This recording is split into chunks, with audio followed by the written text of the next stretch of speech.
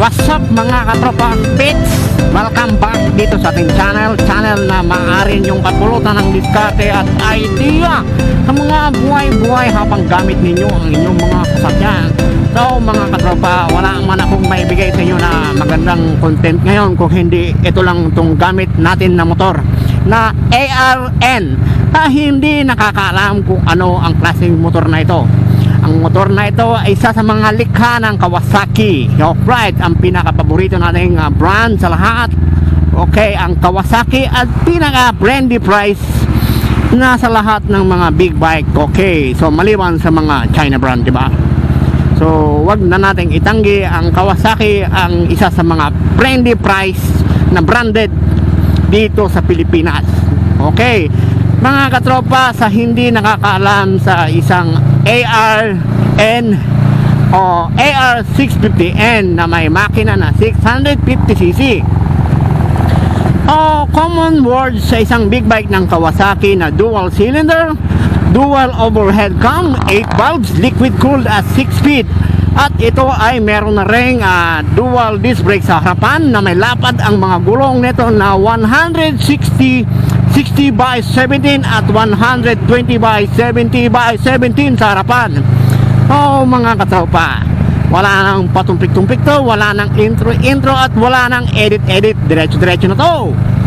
So ang motor na ito mga katropa, kung hindi man kayo pamilyar, ito ay ang mostly gamit ng mga importer natin sa Maynila. Okay, o kaya naman ay mga patrol. Okay, o kaya yung mga ginagamit ng mga escort. Okay, VIP escort. Yung Haggard.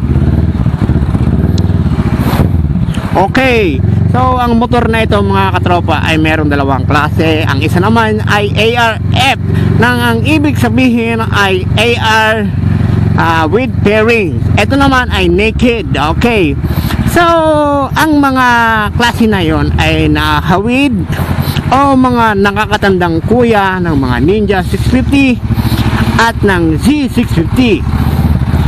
Ibig ko sabihin mga katropa, si ARF ay ang pinagmulan ni Ninja ngayon. Okay, Ninja 650 o yung mga sports ang dating. Ito naman ay naked, yung kumbaga komportable ka. Oo, ang kuya ni C650 bago nilabas ang C400 at C300, so una mo nang lumabas ang C650. So alright mga katropa, ang motor na ito ay may edad na 2014 model. So ang pagkakaalam ko ay ito ay hinto na sa paggawa ang Kawasaki dahil sa kanilang bagong modelo ngayon ng mga C series na, kumbaga C version. Ganun ba mga katrops?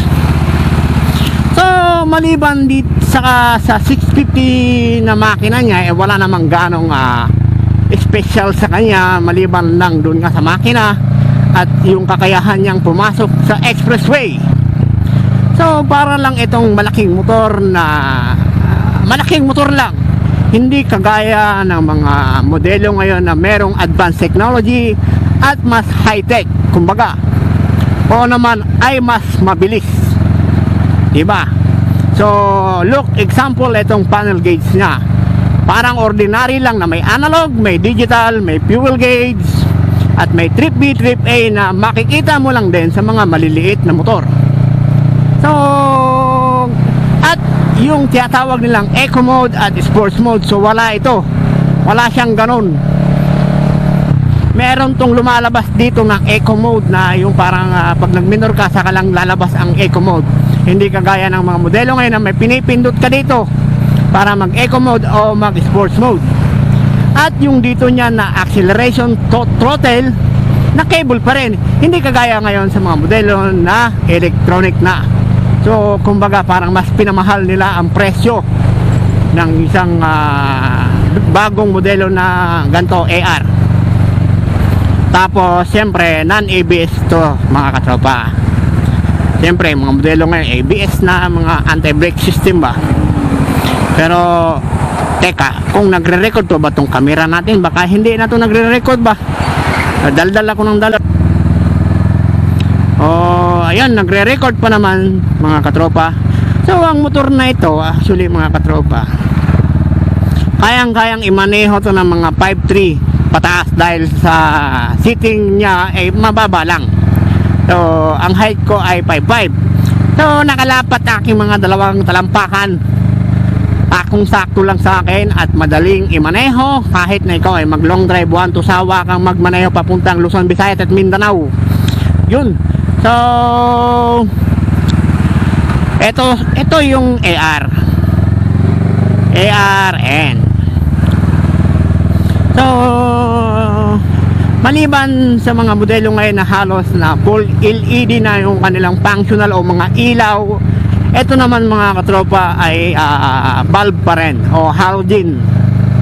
So ang headlight niya, signal light niya ay halogen pa rin maliban sa kanyang taillight at brake light na LED. Anon. Pero anyway, kahit na luma na itong ating motor ay kayang-kaya pa nitong makipagsabayan sa mga modelo ngayon. Kahit na itapat mo pa to sa pinakamabilis na Ninja 400. Sabi ng pinakamabilis, wag naman sana yung kargado. Siyempre, yung ano lang. O yung Ninja 400 Sports. So, kaya niyang sumabay doon. Yan, dahil sa meron pa naman itong top speed na ang naabot ko pa lang sa kanya mga tropa 215. Yun ang naabot ko dito, pero sa tingin ko meron pa yung ilalakas dahil ang dibdib ko sumuko na, ayaw na ng ganong katulin dahil nga hindi naman to sporty na merong aerodynamic o air breaker na parang yung hangin na tatama sa'yo ay masasangga niya. Aba yan, wala to, naked lang siya, chillax lang. So ayun ang isa sa mga gusto ko dito, na kahit na biyahe ka pa ng 24 hours talagang hindi ka masyadong pagod dahil sa ganda ka ng kanyang riding comfort. Komportable ka sa kanyang drive, okay, di ba? Tapos isa sa mga pinakamaangas dito yung ayan ba, yung bomba niya mga katropa ba. So maangas pa rin. So maangas din ang kanyang sounds. Okay, Muffler sounds ba. So ayun mga katropa, anay kayo ay natuwa dito sa ating kwentuhan na tuwa ba kayo sa ating kwentuhan? Basta na nasiyahan kayo dito sa binahagi ko na kahit paano ay na maaari yung kapulutan naman ng diskarte. Si AR natin na pugi pa rin ang dating, diba? Siyempre pugi driver So ayun mga katropa, hanggang doon lang ang kaya kong ibahagi dahil hindi man ako ganong kagaling na hindi pa naman ako ganong kagaling magbigay ng review sa isang motor. Pero wag po kayong mag-alala dahil pag-aaralan ko at pag-usayang ko ang aking mga delivery word ba, yung how can I explain, how can I deliver my word in clear and loud. Wow, English yun saan yun? Parang nabili ko lang yung kahapon narinig ko lang ba, ginaya ko ay nako mga katropa. So anyway mga katropa, kung bago ka lang sa aking channel, sana ako huwag mong kalimutan at suportahan dito sa ating mga kwentuhan ba.